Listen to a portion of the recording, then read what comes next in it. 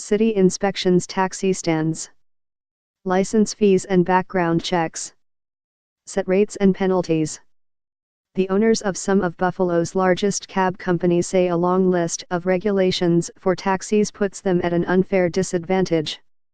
6 months after Uber and Lyft hit city streets, cab companies are renewing calls for the city to treat the taxi industry and new ride-hailing services the same.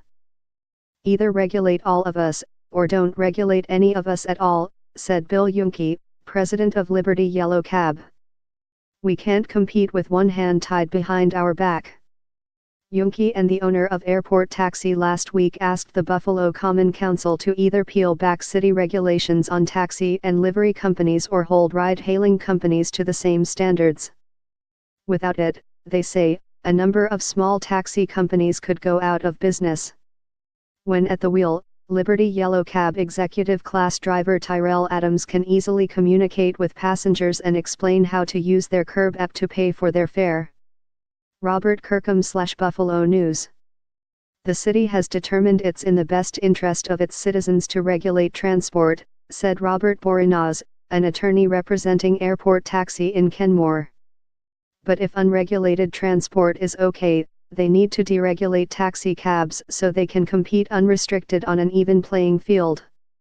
City codes require cab companies and independent taxi drivers to purchase mileage tracking taxi meters, pay for a $125 license, and undergo a background check.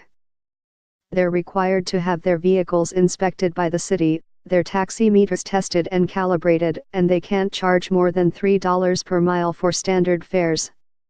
Taxi drivers are also limited in the ways they can solicit customers, restricted to certain places they can wait for fares, and are required to carry omnibus insurance in amounts set by the state. There are also regulations and conditions about signage, partitions, licensing, records, fees, advertising, identification and rates, among other details.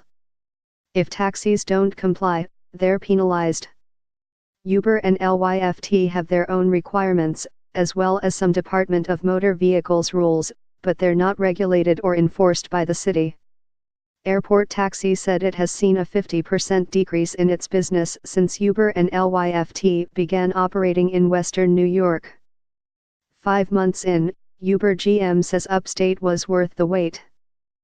Yunke said he invested more than $500,000 in his business over the past 3 years to prepare for Uber's arrival.